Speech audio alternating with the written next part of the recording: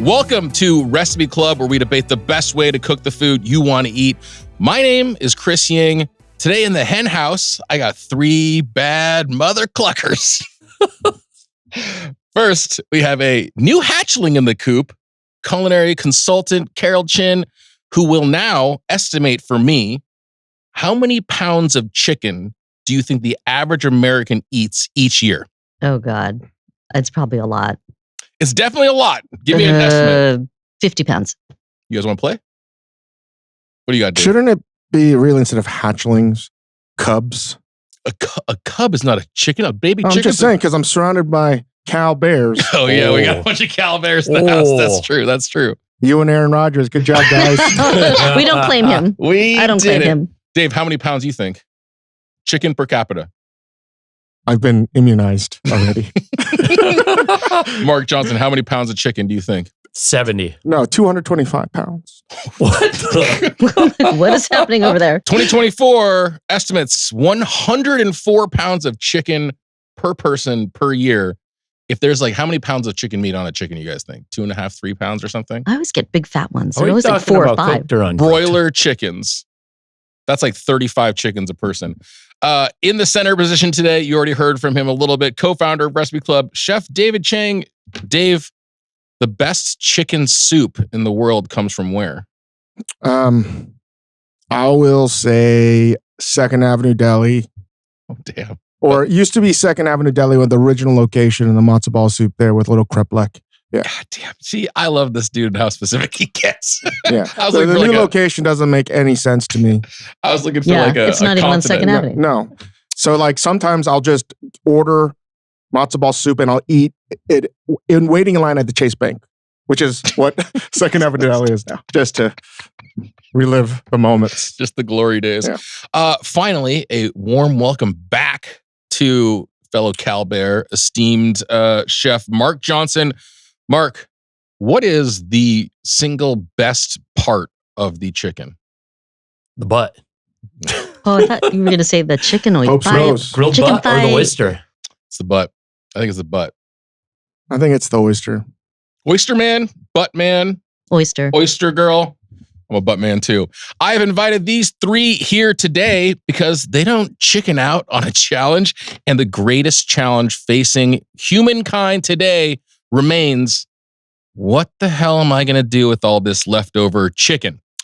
That makes these 3 the perfect candidates for today's leftover chicken episode. Each of them has cooked a publicly available recipe featuring leftover rotisserie chicken.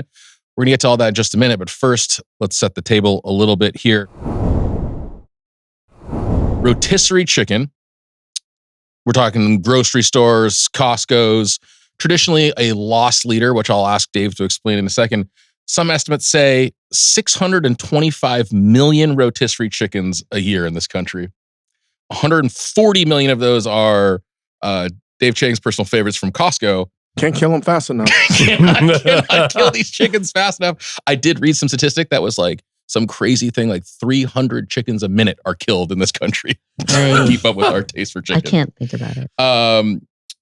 Chang, can you paint a picture of the rotisserie chicken in America? Like, what are we talking about here? Like, what is this thing that everybody is familiar with? Well, before that happens, I just would like to, again, state of the past 5 years or so, me getting in trouble, angering people. But one of the real first ones was my Costco comment that was literally taken out of context, which was crazy. Because you have nothing against Costco chicken whatsoever, but literally... I said it tastes like cold. Yeah. is kind of true and is kind of the point of today's podcast. It doesn't taste great cold. And that was it. And like, what a surprise. It's a loss leader, right? It gets people in, people want it. And man, do not say that to America. And little did I know that there was like a lot of articles later about like, hey, this chicken tastes funny. Yeah, I wonder. I was vindicated. I love being at Costco when they release the batch of chickens and yeah. everyone comes up. It's like a farmer throwing out corn. Oh, it's like man. pecking away, trying to get their chicken. But I love Costco. I still order that rotisserie chicken because why not? It's good to always have, even if it is cold. I'll still eat it cold. Sorry. But no, But the chicken we're talking about here, whether it's at Costco or your grocery store, is typically injected with some kind of brine. It's coated with, yeast extracts or whatever is going to sort of help to enhance the umami and brown the skin. You mean white people's MSG? It's enhanced with white MSG. And then it is stored in kind of a clamshell plastic box where it continues to sort of steam and sits under a heat lamp. But the idea behind this is typically it is chickens that are nearing their sell-by date. You don't want to destroy them because they're rotten or whatever. So you throw them on the rotisserie. This is the common practice for rotisserie chickens. Marc, how often are you and your family partaking in the rotisserie chicken? I don't get Costco chicken. I don't get supermarket chicken. I get Zanku because it's right down the street for me and it's delicious. Caryl, please. How often are you getting a rotisserie chicken, whether from Costco or a grocery store? So or whatever? I don't have a Costco membership. I mean, you live in New York City. I'd never had one, and then moving here, I don't go through enough of anything. So I get mine at the supermarket once a month, maybe once every other month. Okay. I mean, so you're probably the most regular. Do you ever partake in the rotisserie chicken, Dave? Yeah, I mean, I would say if I'm at the supermarket and it's not like I'm buying it online and I pass by and it doesn't look totally dried. Yeah, because it's like an easy meal for your kids. Mm-hmm. And then if I'm feeling industrious, I'll turn it into something else, like a casserole. Actually, I've never made a casserole. That's a lie. But rotisserie chicken is a wonderful thing because it is versatile. And the only suggestion I would have is if it looks dry, don't get it. And if it says unseasoned, definitely don't buy it. But again, like to me, the good rotisserie chicken is one that's highly seasoned because more often than not, you're not going to eat it piping hot. Usually it's going to be room temp, which is why I think it needs to be overly seasoned. Mm-hmm. Mm-hmm. Because there's nothing worse than room temp to cold white meat. Under seasoned chicken. Ugh. Yeah. Just one of the worst things. I'd rather eat cotton balls. And so the practice and right? Yeah. So bad. It's rotisserie chicken's a little bit of roll the dice. Like sometimes Zanku's so good. You're like, this is so delicious. And sometimes it's overcooked. Want to explain to everyone what Zanku chicken is? Because you have an audience that may not be from Southern California. Oh, it's a Armenian chicken shop that they do a bunch of things, but their main thing is the chicken. You get a whole pack, you get a variation of sides. It's a full meal for about $30. And it turns into 2 meals. You can flip it in. If I'm low on chicken stock, I go there to get it because I'll take the bones, make broth. It's a very good deal and it's tasty. If you want an idea, an approximation of what Zanku chicken is, I would suggest going to Curb Your Enthusiasm catalog and going to the Palestinian chicken episode and just, that's a good idea of what Zanku chicken is. It remains very, very, very delicious. Zanku continues to be extremely delicious. To Marc's point, it's like an affordable way to feed a whole family. You get a whole chicken, you get their super, super garlicky. It's a tomb. Yeah, I was going to say that's the best part. The sides. But there was a moment, and I think what Dave is talking about in Curb Your Enthusiasm was referring to, there was a moment in time in Los Angeles in particular where like Zanku inspired just like fanatical a love. Like people were obsessed with this chicken. And it is very, very delicious. And it is a rotisserie chicken. For my 2 pros here, can you give us the sort of overview of why rotisserie chicken, which has been popular in the Western world since medieval times when a spit boy would rotate the spit in the halls of castles. Why is rotisserie cooking good? Not only a spit boy, a dog. Yeah. After the boys, then came the dogs. Yes. Yeah. Funny enough, and Ugly Delicious, we actually did a whole episode on spit cooking, but I like the vertical spit, but horizontal spit cooking, it's something in our restaurants we've really tried to embrace if we had the space to do it. I think it's a wonderful way of cooking mass amounts of food that self-lubricates, self-bastes itself, right? And in the French way, the best way is boulangère potato. So you throw a bunch of garlic, onions, potatoes at the bottom of the rotisserie, and it just soaks up all of the chicken fat, schmaltz goodness. So the rotisserie is fantastic. And again, growing up, I don't know why it was called Boston Market, but I love going to Boston Market. I love Boston Market. Love Boston Market. So rotisserie is great. And in a lot of ways, I think you can make a big comeback. starting because of this episode. I think though you're buying the time saving. Like for me, it's not so much that it's the best chicken I've ever had or it's like that good. It's just more, oh, it's done. You know, and whether you take it and zhuzh it up and make something else with it, it's like you've skipped one step. Yeah. But one more thing, and I'll shut up. The one thing that is like shocking to me, for it's so beloved, rotisserie chicken. Skin is garbage. True. Well, because it steams in that clamshell, like what you're saying. But it it actually doesn't get crispy on the rotisserie either. It's just I don't even know why. It's totally illogical. Well, you sacrifice the crispiness that comes from sort of high heat, dry heat cooking, the sort of basting action and the slower cooking, it's breaking down the collagen. You're getting more of that sort of tender, fall apart, whatever you want to call it, meat. But yeah, you're absolutely not getting tasty skin out of this rotisserie chicken whatsoever. It's kind of a fun canvas just to like pick at, put into stuff, sauce it. Everybody gets their choice of different pieces. It's quick and easy, delicious. So we've been dancing around it a little bit, but today we're going to be making recipes using leftover chicken, for which there are 124 million results when you search the internet. What makes a good leftover chicken recipe? Caryl, what do you think? Like you've done this. You've had lots of leftover rotisserie chickens. What makes a good recipe? This one, like I actually chose this recipe because I have made it before and I do use it. The recipe actually calls for leftover rotisserie chicken and I use it. I don't know. I think you just want to, it's like what you're saying. You're saving time. It's like a blank canvas. So you can do anything with it, but I was not going to come on this show and cook an Asian noodle dish in front of David Chang. So don't let this guy intimidate you. I think for me, one thing is if I'm going to eat, whether it's Zankou or Costco or whatever, the rotisserie chicken in some form the next day, if we're going to repurpose it, I would like for it to taste like something new, like something different than what it tasted like the day before. I think that I would like for it to maximize chicken usage, like do something with as much of this leftover as possible. Otherwise, what's the point? Like just sprinkle a little chicken on something. Thinking about your original question though, I like this recipe because it uses, it's good with the white meat. And when I eat a rotisserie chicken, I tend to go for the thighs and the dark meat. So I have all this leftover white meat and I think the thighs. I like this as another defining, defining principle. If there was a point total over your head, it just went up. It just went up. I keep pushing this button. They tell me it's going to give you points, but it's not. That is, for anybody who doesn't understand that, you're going to eat the good parts the first day.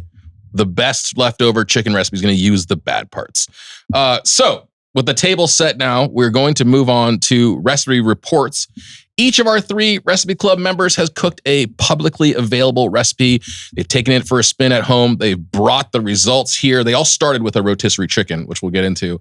This week, their recipes come from America's Test Kitchen / Serious Eats, Food Network, and the blog Plain Chicken. Caryl, Dave, and Mark each brought the results of their investigations to studios. They're sitting right there in front of him. Everybody's tasted everything. Everybody's scored everything. And we are going to get into individual reports. And up first, I'm going to put newbie Caryl Chinn on the spot. Let me start with this. Where did you get your rotisserie chicken for this one? So I went to Gelson's, and in my experience here in LA, they actually do a damn good rotisserie chicken. It's juicy, and I took a shot of, when I broke it down, there was literally a soup bowl of just like liquid gold, just schmaltzy, juicy at the bottom. Expensive chicken though, I think. Not a loss leader at Gelson's. Just give us an idea. I actually don't know if I remember the exact price. What would I... 13, 12? I'd be surprised. And then this Erewhon, like $36. Yeah, that's what it's not. It's not expensive. Is it really? Yeah. Absolutely. And they sell it as a half chicken. All those Erewhon rotisserie chicken fans are going to come for Dave next. So you chose a... That's going to be the Chris Ying smoothie. Just chicken skin and mashed potatoes. It's a good emulsifier, cooked chicken skin. Bee pollen. Caryl, you chose a double crust chicken pot pie. You used the dough from Serious Eats, is that right? Or no, from Cooks Illustrated. I forget now which one we ended up going with. The one recipe it's the same recipe and they're related, so it was the one with the 2 crusts. And when you submitted this, you have said, in fact, you had done this exact thing before we even asked you to do this. Yep. So talk us through this recipe. Talk us through your experience of it. Tell us all about it. So the reason I changed the crust out, the recipe with America's Test Kitchen is a sour cream crust. And when they said it on air, they described it as it's a very tender crust, but it's not flaky. And I'm like, what does that even mean? And then I made it. I'm like, oh, this crust is not flaky and it's tender. I'm like, so it is that, but so I don't like that crust. So I switched it to just a regular pie crust. But yeah, I find it really easy, a good way of using leftover chicken. The only changes I made, which I already got called out on, was I threw some morel mushrooms in there just to make it a little less basic, and some sherry and fish sauce in the sauces. Fusion. You're still doing the Wheel of Death thing, like even without. People are rioting outside over the addition of fish sauce to this thing. How many times do you think you've made this pie crust, or this pie in particular? Maybe 5, 6. Oh, this is a real one. This is like a legit. I love when the other thing, since I'm a complete amateur, I did not want to come in here and try something for the first time. So, and then the only thing, and I was wondering if our two pros can weigh in on this too. How, like, the recipe has you basically just make the fillings. So, you know, you're sauteing your vegetables, you're dusting them with flour directly, chicken broth directly into it, and then mixing in the chicken and the peas, and then hot filling straight into your crust. It does say to cool off the filling, but yes. I don't know if it does. I think it does. I think it's just go in there. What do you? Okay. How are my guys feeling about? There's no blind bake. There's no blind There's bake. no blind bake. It was surprising because I looked at them specifically to see if that was a thing. Because I think, to Dave's point, it's like you either blind bake it, then you could put something hot into it. But the whole point of a flaky pie crust is you want it cold until the minute it hits the oven so that those layers appear, right? Yep. So pouring a bunch of hot magma chicken onto a pie dough doesn't make a lot of sense. So did I just kind of cool like it off on melts my out own and- and interpret the recipe in my own way? You did just Look interpret at me the recipe on your getting own. cookie. What? How long do you think all in it took you to make this pie? Probably like an hour and a half of active time, and then bake an hour, 45 minutes. Mm-hmm. Did you make the crust the night before in refrigerator? How I you did handle not. this? I made it this morning. Oh, damn. Oh. I went out for dinner last night, and I meant to, and then I got lazy when I got home. Damn. Okay. So the crust has butter or no butter? It is a blend of butter and shortening. And I've done this. Crisco, man. I've done this God. with all butter, and it's flakier and lighter with Crisco got a shortening. bad rap in the early aughts. I got Got banned. That was dumb. use it for cookies, use it for a lot of things growing up. Yeah. So for those out there wondering, so Crisco is vegetable shortening. It has a higher melting point than butter, so it would ostensibly like stand up to the baking melt. Clearly later. not good for you. It's Okay? But like you're eating a goddamn like pie. It is. It's okay. It is. It's okay. It's It's going to be okay. Yeah, it's gonna be okay. It's very bad for you, but so is In chicken pot moderation, pie. right. Spreadable So is chicken oil. pot pie. Let's get into some of the feedback here I have on my cards. I thought incredibly well seasoned, including the crust was well seasoned. The crust had nice salt to it. Your flakiness, outstanding. Looking at it now that it's cooled a little bit, it has pooled somewhat. But when you plated them out in specific into individual portions, I was really happy with like the sort of thickness of the gravy. It didn't feel like it was just like a soup. I thought your morels were a little pandering. I thought you were trying to earn some extra points, but that's okay. I'm all about that. Let's see. Dave said best amateur submitted dish Correct. in Recipe Club. That's including history. Congrats. all the years before. as Really? well. There's a lot of garbage, so it's Really? That's a lot of garbage made. All right. We love you guys. Lovely crust, nice consistency. No criticisms. Maybe too heavy. Maybe. Hey, I mean, yeah, it's it's very dense. As good as you've had of any pot pie. Here was your question, Dave, and you'll have to interpret this for me. You asked if the pie crust was homemade. Not sure I'd make like this. What did you mean? I mean, the problem with I make a lot of chicken pot pies at home because of this rotisserie element or whatever chicken. Because as you said, it's one way of making disgusting white meat taste good again. But like, I usually will just use puff pastry, right? And I think that does the trick. Bottom and top, or just on the top? I just omit the bottom altogether because it doesn't make any sense because it's gonna it's going to get gummy anyway, right? So what you really want is that flaky textural contrast. And I would just do, big old sheet of puff pastry on top. And that does it for me. To make a pie crust for chicken pot pie, which is to me about, using leftovers as quickly as possible.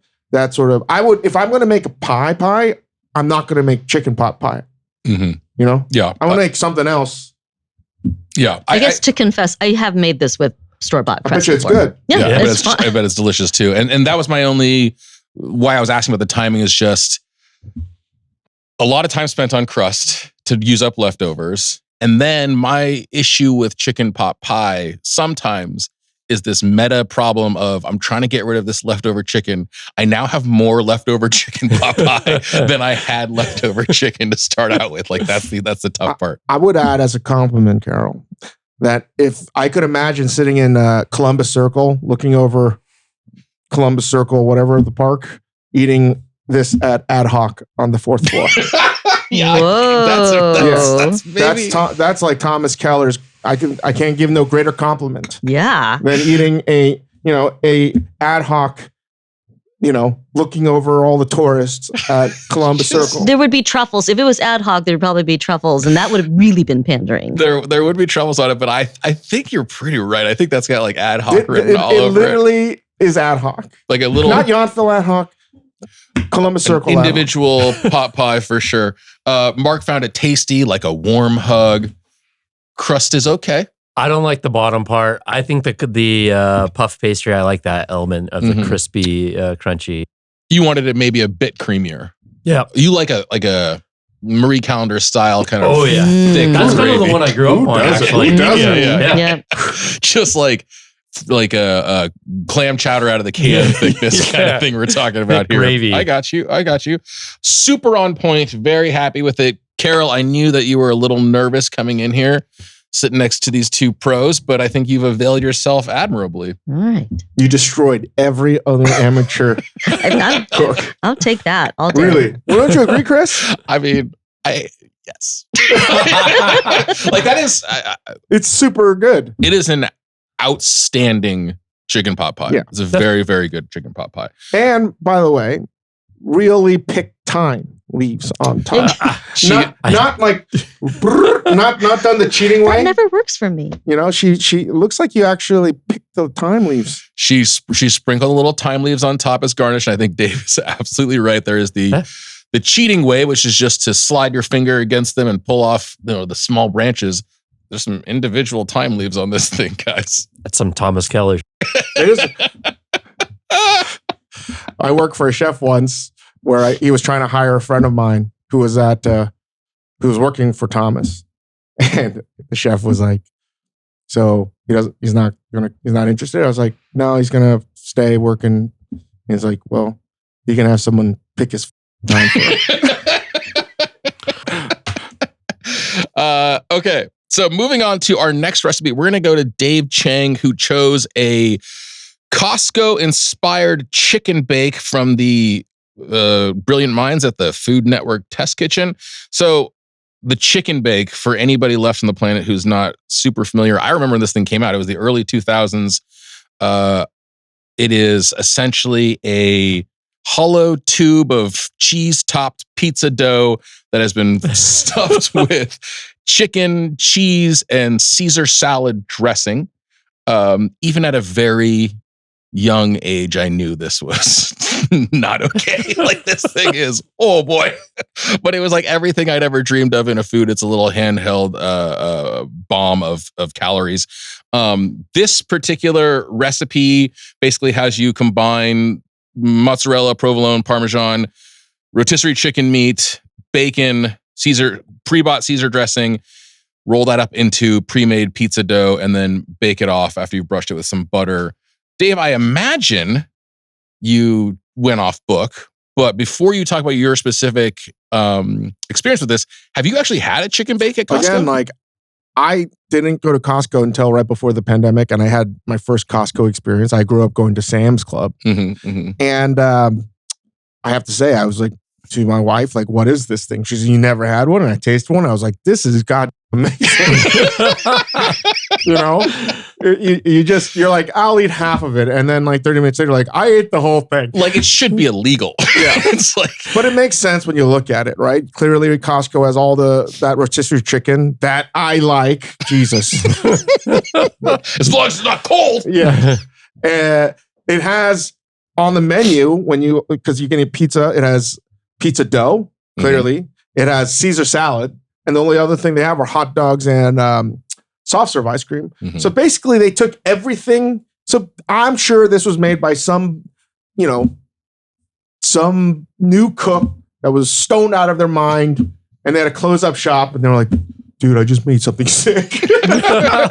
Like it would be shocking if that weren't the origin story of this. Like, there's no other way. It's like, there's a boy and a radioactive spider. How did he become Spider-Man? It's like, there's a leftover rotisserie chicken. The guy just brought it in. He's not, it just happened. That's how all food gets created anyway. Isn't that the whole premise of Taco Bell? They just keep on taking the same things and recreating it in different ways. What if the pizza's in the burrito? So, again, I chose it from the second to the bottom, as I've been doing all season, which is why my how I chose and navigated this recipe. I was expecting it to be pre-made pizza dough. That was fine. The one thing I would say is if you're going to use it, make sure that it's room temp, not dead cold that I used today. Because it's easier to stretch. Yeah. And for me, it's just a pet peeve. I think Caesar dressing is clearly one of the greatest creations of all time. Caesar Ritz, genius move. Caesar salad. Any time someone's made a salad that wants me and I want to eat the salad, like that's genius. It's some kind of magic. Chicken bacon ranch chicken tender salad, Caesar salad. Yeah, I'm willing to eat a Caesar salad without any shrimp or chicken on it. Do your kids eat Caesar salad? Not yet, but they will. That's the one thing. My kids they'll demolish Caesar salad. They will. And I'm like, wow. They will. It's inevitable. Yeah. Because it's like eating a bag of chips. Basically. It's like, hey, will they use the internet? Of course they will. It's like this is a no brainer. Anyway, I hate store-bought Caesar dressing. I think it's just my own pet peeve. So I wanted to make my own. Made it traditional, even though I used grainy mustard today. I picked the chicken. Again, when I'm making these recipes, I've asked to just show me what ingredients are going to go into this. And I just sort of made it as I went. And then when I saw the carcass, I wasn't going to put the wing meat in. I wasn't going to put the leg meat, the drumsticks in. So I was like, so there's enough to make a soup. And I put the skin in there so I could boil it so it would get emulsified. I added some aromatics and mirepoix. So I thought, this will be a little bit like a soup and sandwich or soup and salad. I was shocked at how good the filling, the farce was. I think in their studio, we're all just eating it. I'm like, whoa, this has, it was like scouting a superior prospect. You're like, whoa, this thing's got who is legs. This kid? Yeah, this is one banana. This kid, yeah, exactly. And put it in, baked it for like 25, 30 minutes, came out and waited 5 minutes so I could at least taste it. And everybody thought it was super good. I think it's much better, actually, close to piping hot than it is room temp. But either way, super delicious. I was very surprised at how good it was. Other than making the Caesar dressing yourself and adding, so Dave served it with little bowls of the broth as well. Other than making your own Caesar dressing, though, same stuff: mozzarella, provolone, Parmesan, chicken, Caesar dressing. Yeah, honestly, I just got lucky with the proportions. I just made enough dressing. I used 2 egg yolks, anchovies, just normal things, and I was shocked.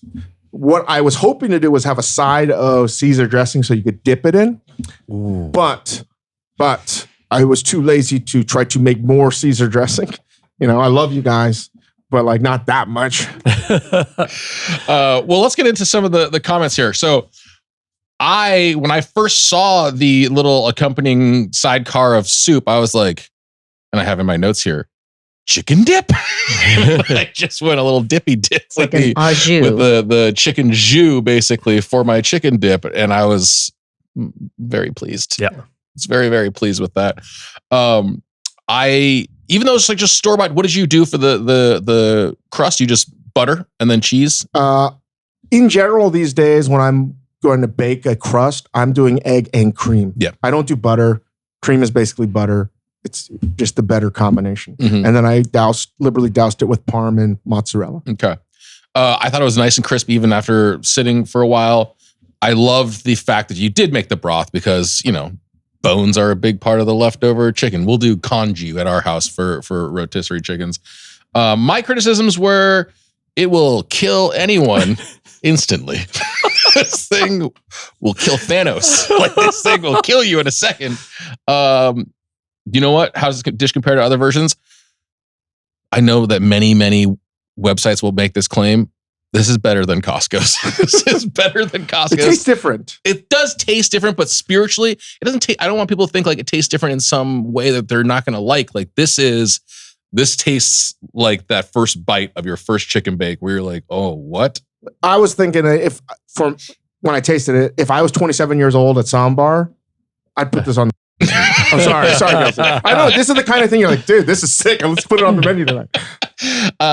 And my only question, like what you already covered, you made your own Caesar dressing, but relatively speaking, this is an easy pickup. This is an easy thing to make. Like people, it is actually more time consuming than I realized, but partly because maybe much faster if you're following the recipe. Well, and you did your dressing. Yeah, and I was just trying to piece it together like it was a jigsaw puzzle.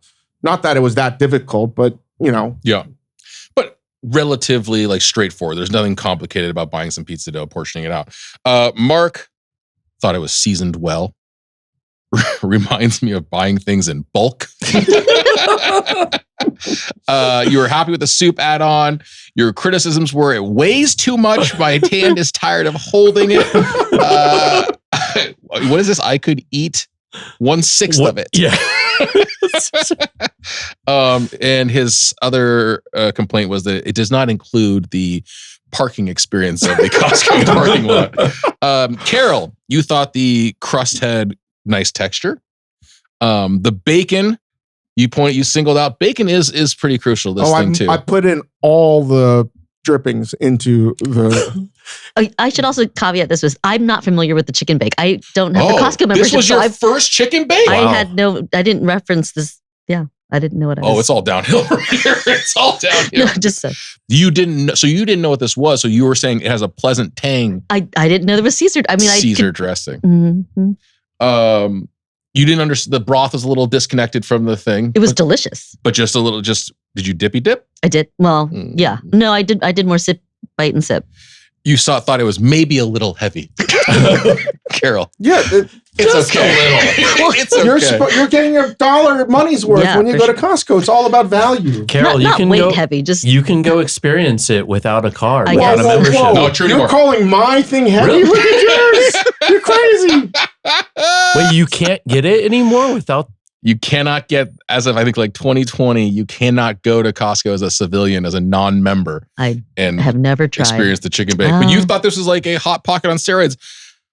I'm so glad in a good way. We got to be here to see your inaugural voyage into my chicken baked cherry. Well, gross. You said you were a butt She guy. called it out. Both of these. Hold on, for the record, I have to object that both of you guys said it's heavy. Both of your dishes probably have more calories than my dish. That's crazy. Hey, me telling Your dish is 4 layers of butter. Oh, you just wait. You see what's in it. Wait till we get into Marc Johnson's dish, which we're going to right now. Mark, this is Million Dollar Chicken Casserole from the website Plain Chicken, started by Stephanie Parker in 2007. The recipe describes itself as a kicked up version of the classic chicken poppy seed casserole I ate growing up with cream cheese, cottage cheese, and sour cream. This casserole is super simple to make and tastes like $1,000,000. I'm not sure what was kicked up. The recipe basically is you combine shredded leftover rotisserie chicken, cottage cheese, sour cream, cream of chicken soup. Unsalted, so you can control the seasoning, garlic powder, onion powder, and then a Please don't say it more. It's like making me sick an right edible now. sand of crushed Ritz crackers So it's tossed in butter. tossed in butter. So, Mark. It's light, bright. Mark. Tell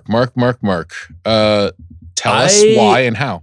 I picked this because of the science experiment of cooking with cottage cheese. Didn't even know that existed. It doesn't. Yeah. It was a new thing to me. And this is something I would never make, but I just had to try it. Cottage cheese, cream cheese, sour cream mixed together with rotisserie chicken. Also interesting, 4.5 cups of rotisserie chicken. That was a whole Zankou chicken.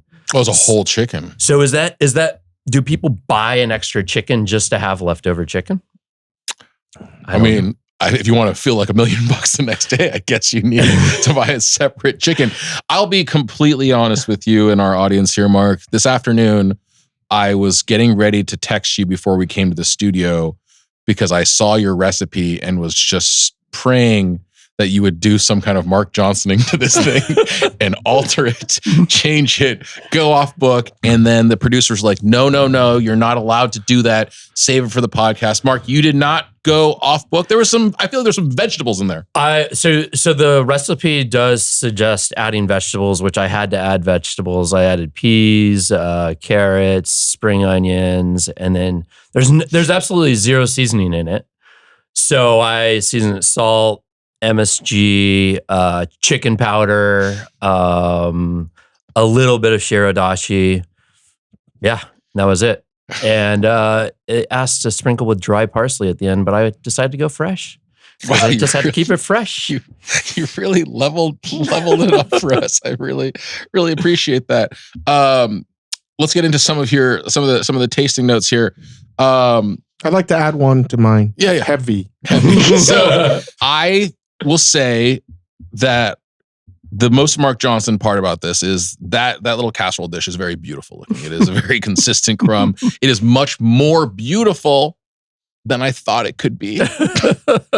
I like that it tastes different than rotisserie chicken or anything else on earth. Appreciated the addition of vegetables because otherwise this was basically a shelf-stable dish. Here was my criticism, Dave. I said, boy, I thought Dave's was unhealthy. And then I ate this thing.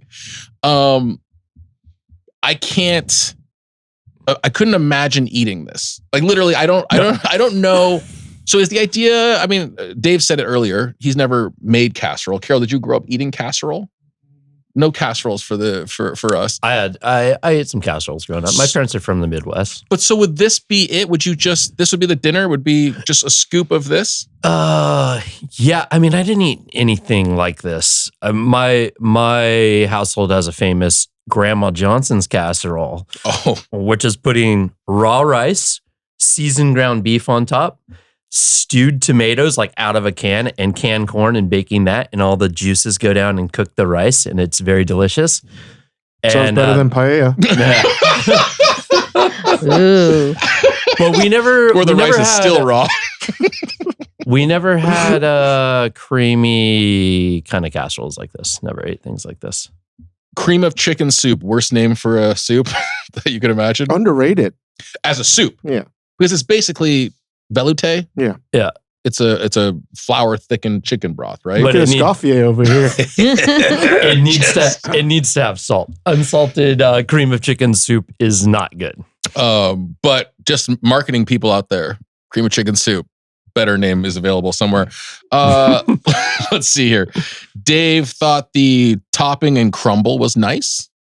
Nice textural contrast, some soft, some crunchy, perfectly seasoned. Criticism, too many calorie. Evidently, my mom subbed in for you in writing your criticisms. How does this dish compare to other versions you've had? I said the same thing. Dave said first chicken casserole he's ever had. I'm surprised an Asian comic like Ali Wong or, anyone hasn't, like Ronnie, like no Asian person ever has eaten a casserole in their home. It's never happened. I don't think it's ever happened. Like, this is literally the first time anybody's cooked me in casserole. I've had to cook it for a recipe club, and that was the first time I've ever cooked casserole. This is the first time I've ever tasted casserole made by someone else's hands, and this was a monumental moment. I know it is a. Does an enchilada, is that a casserole? Enchilada is a casserole. I think enchiladas are casseroles, but we also put some respect on enchiladas. I'm not saying it's not delicious. I'm just saying, is that a casserole? Technically, only in the broadest sense of the word that you can put in a casserole dish, and then you bake it, Yeah, as a casserole. growing up, that's I a didn't delicious have, casserole. my dad was from South Dakota, so I have like this Midwestern thing too. But no casseroles for you. maybe like tuna noodle casserole.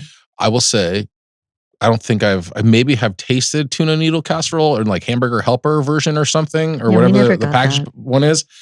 Nothing could be less appealing to me than tuna casserole. I don't get it. Yeah. Dave asked, would I want to order this or make this at home? Those questions. It's a valid question, Dave. And also, it's like, you know what's cooler than this? $1 billion casserole. What's in $1 billion casserole? I don't know. Just go to Ad Hoc and find out. Yeah. Is the poppy seed casserole the $10 casserole? Well, there's so many dishes on the internet that are sort of $1 million this or that, but I just feel like with inflation, like that doesn't move the needle. Yeah, I need $1 billion casserole. That's with club crackers. Yeah. Was this Austin Powers here? Caryl also liked the textural contrast. You like the crispy topping. Ratio of sauce to filling is perfect. Flavors balanced. I thought this as well. Maybe a little spice. I should have had a little hot sauce on the side. No. I don't want to ruin the hot sauce. It's a waste. It's a waste of hot sauce. No. You seemed lighter would try if using leftovers. You would try this thing out. Maybe. I didn't know there was cottage cheese in it though. Now I'm changing my whole opinion of this dish. Okay. Well, that is anything you want to say? I mean, Mark, did you enjoy I would never make this again. I would, hands down. It tastes good though, but 1 bite, 2 bites. It's really rich. I actually had a 3rd or 4th bite because I kept on asking, would I want to have another bite? And I had another bite just to like challenge that assumption. Could I have more of this? And the answer is unequivocally no. But the bites that I did have are extremely delicious. Yeah, but I don't. On 1 bite alone, it's very good. It's scooped onto a chip at a Super Bowl party, maybe. I don't think. Yeah, maybe a little bit of a dip action.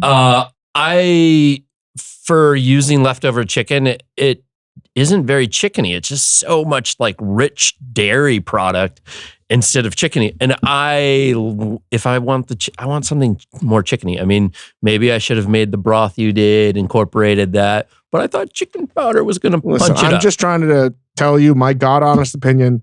When you have 1 bite of this thing, you're like, that's a unique sensation. I've never had it before. It tastes good, but something is happening. But it tastes really good. Can you guys argue that it didn't taste delicious? It was very, I guess what I was going for was the ease, like compared to all this work, it was like make the same thing and just put a topping on top. Much easier than. I had it done in maybe like 15 minutes. I mean, the hardest thing was actually, I just was like, I have to keep on adding salt and more seasoning to it to punch it up because otherwise it just was like eating cottage cheese. Yeah, you definitely saved that. Oh yeah, so I mean, we're getting into closing statements here, and it seems like you've recused yourself from the win, Mark, but you started out by saying this was an experiment for you of cooking with cottage cheese. Do you want to share the results of your study? I never have cottage cheese in my home. I will not carry cottage cheese at my house. And yeah, cottage cheese, not my cup. It's a rebrand. Yep. Cottage cheese. It needs a reinvention. It needs a reboot. That's what it needs. It needs a new director. I had to look it up what it is, and it's so similar to ricotta. So it's like, they need to like. Ricotta's a great name. Yeah, that's what I'm saying. Maybe they should rebrand it to watery curds. Watery dairy curd. But they mix it with milk and cream afterwards. So bucket of curds. All right, milky, cheesy curds. The closing statement portion here. Caryl, coming back to you. The double crust chicken pot pie stand up for this as what our listeners should be making if they have leftover rotisserie chicken? I think this dish is very doable if you use a store-bought crust. And then then the convenience factor is there. I think you can customize the filling as you want or what you have. If you were to do it again, would you go double crust or are you going to go Donald Duck bottomless? Well, so I was tempted to try the puff pastry one, but again, I've never done that. And that scared me to bring something here that I'd never made before. So if you are going to do a puff pastry one, I do recommend that it is topped over top. You want it where it's overhanging on the dish that you're cooking it in. Because if it touches the chicken pot pie filling, it will it's like a black hole, you know? Yeah. I'm pretty sure Stephen Hawking wrote about it like that. But you want it tight across and you want a separation. Yeah. It won't do its thing when it's like in contact with the filling. One more little compliment for you. I really like you. So Caryl, I don't know if you'll see this in the picture, but nice, perfectly symmetrical venting on your pie. It was a nice little asterisk on top. That was adorable. David Chang, if our listeners have a bunch of leftover chicken, should they make a chicken bake? I really didn't want the answer to be yes. I really didn't. And I wasn't trying I didn't know what I was doing. But I have to say, it was really good, extremely good. And it's a weird combination that I would never do, right? To bake Caesar dressing, but it's basically a vector for umami. Okay?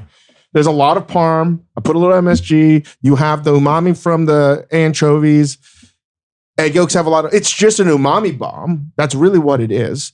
And honestly, you had the cured bacon. It is it doesn't make any sense. It's Spinal Tap 11.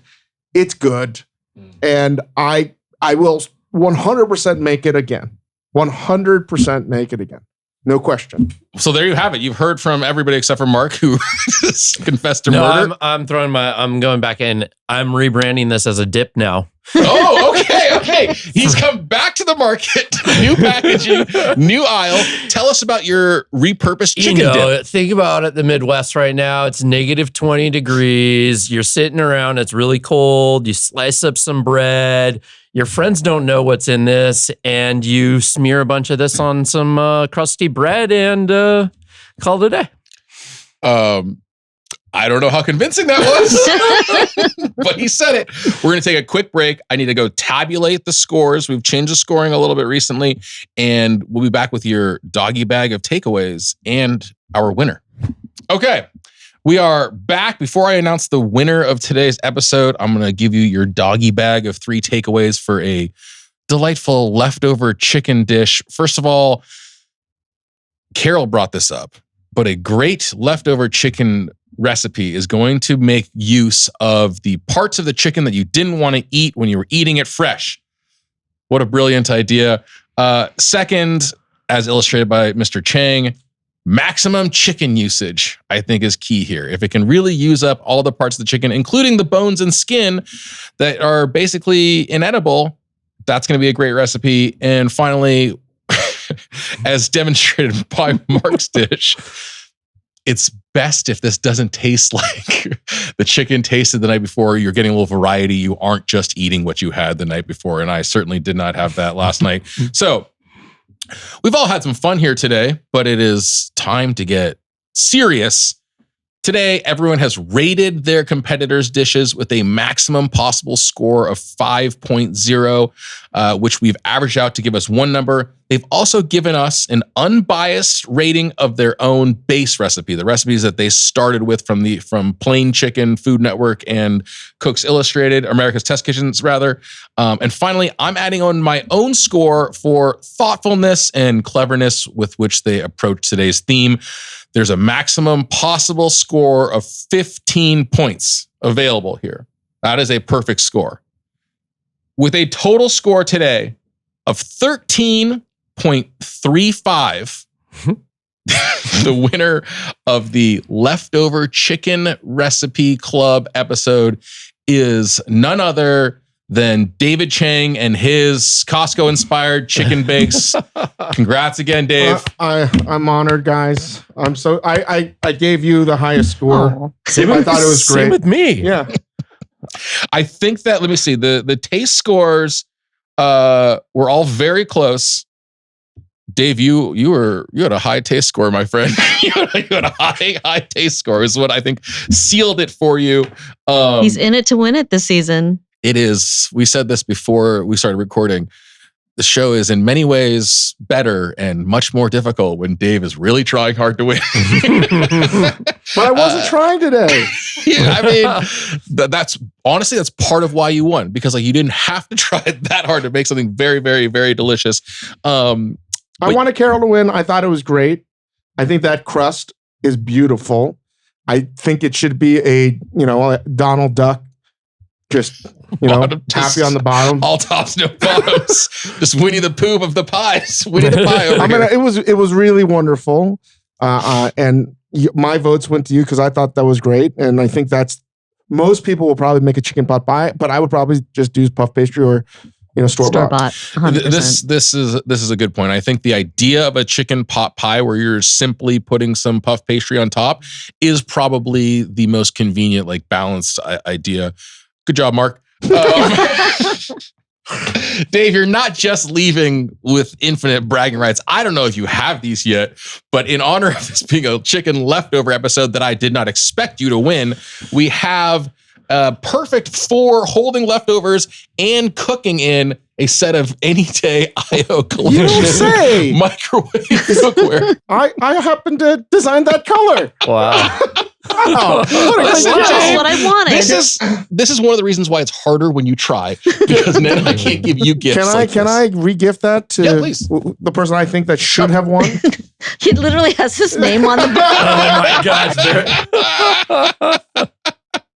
You can cross that out, right, and write any day X Caryl Chinn. But listen, Mark, Caryl, you're not leaving empty-handed either. Courtesy again of our cookware partners, Meyer. You're both leaving with some IO series Meyer cookware. These nonstick woks. I mean, Dave can vouch for these too. These are awesome. basically Mark likes these too.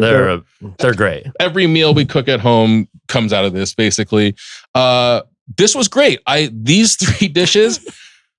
I'm very happy to say we're all incredibly delicious, and we're very fortunate that we made it to this episode because I think we were about to all take a nap before we started recording. Thank you to Marc Johnson, David Chang, and Caryl Chinn for joining us on this episode. Thanks to all of you out there for watching and listening. Hey, give us 5 stars already. And thank you to The Ringer for hosting the podcast and Majordomo Media.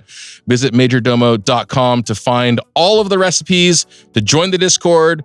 We're going to be soliciting recipes from you guys this season as well. So that's how you're going to do it. We'll see you all next time.